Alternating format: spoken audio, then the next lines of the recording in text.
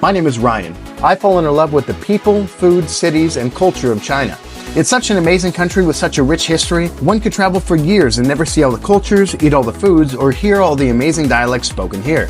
I hope you enjoy this video. Please drop a like and comment if you do, and be sure to subscribe to stay up to date on all of my future adventures in China. Today I'm going to take you on a walking tour through Shanghai's Tianzifang, a super unique area full of jam-packed alleyways and corridors, hosting all kinds of shops, restaurants, and souvenirs. Thanks for joining me today, guys. Let's get started. Okay, so we just made it out of the subway, and we're going to go check out a place called Tianzifang, which is basically a unique kind of neighborhood. You know, wasn't subject to lots of developments. There's not a lot of big buildings there. Kind of corridor, small alley kind of situation. Kind of set up to be kind of an artistic abode, I guess you could say. A lot of people selling small things, small crafts, small businesses with all kinds of art. Also coffee places as well as beer places abound is what I hear. So we're gonna go and see what we can find there. It's about 43 degrees out tonight. Pretty windy, pretty rainy, pretty cold to be honest. But that's okay. We got our down vest on. Let's go see what we can see. So outside you see this whole strip of businesses here. That is actually the opening into the development there. It's completely surrounded by buildings. It's like an inland community of narrow corridors and various shops. Tianzifang actually resides within an area known as the French Concession. And as the name sounds, it was actually given to the French to occupy in 1849. Things really began to get crazy in terms of the population after the turn of the century. Russians began coming here in droves due to the revolution, totaling about 7,000, and the Chinese really began coming here around World War II. When Japanese invaded, they left the international zones alone, which made these areas very safe for Chinese people to move to. Okay, so we're entering in the narrow corridors here of all the shops, all the food. This is a very old place. Supposed to be very artistic. Everywhere you look, there's narrow corridors you can go down with trinkets, little artistic artifacts. And, you know, I figured it'd be more bustling now, but it's maybe about 6:30 p.m. So maybe a lot of these places have yet to open up. There's corridor after corridor you can go down. Back door, front door. So we came in exit 3. Let's try to remember that. Tianzifang was really just an ordinary place to live until about 1975, when the cheap rent and convenient downtown location prompted artists to come and set up studios here. In 2001, it was redesignated to be an artistic and creative quarter, and given the name Tianzifang, which is kind of a play on China's first recorded artist whose name was Tianzifang. In 2005, it was rezoned into an official tourist destination. Many international retailers began coming here and setting up shop, and in 2007, it really blew up after the New York Times did an article on this location.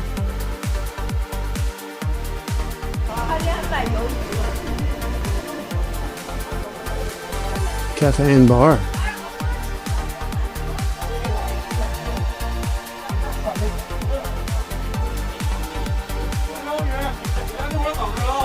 Oh, it doesn't open up till 9 p.m. So we are decidedly early, it looks like, for most of these things. Huh.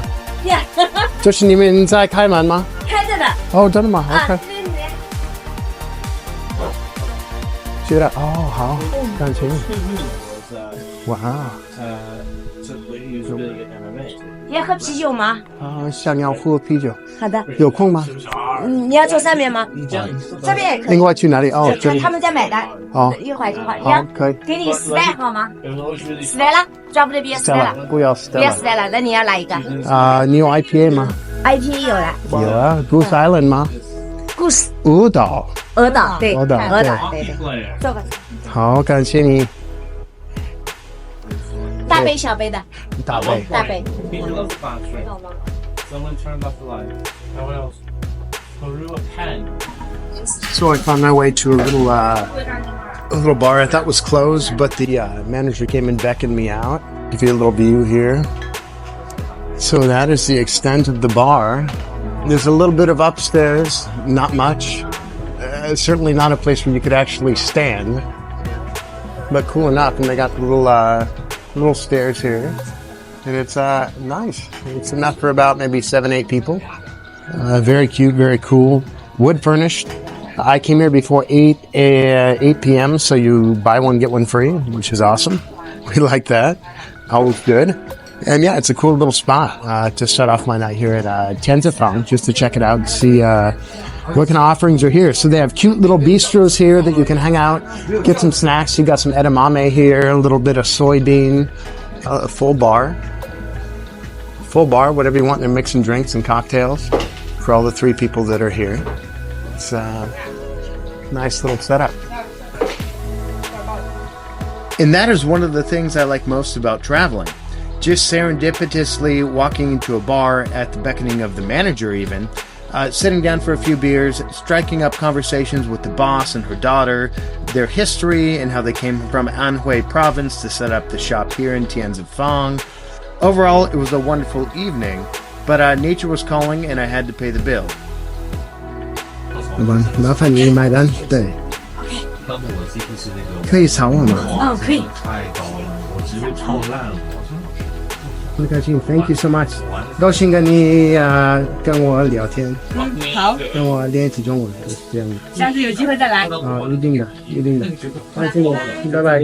他装到什么程度？是他前面都是很全，然后谢谢你，老板，谢谢你。我先去卫生间。好的，带先头啊。好。And yes, I had to walk down this crazy corridor to enter in what I thought was the smallest bathroom that I had ever been in. Oh, very small.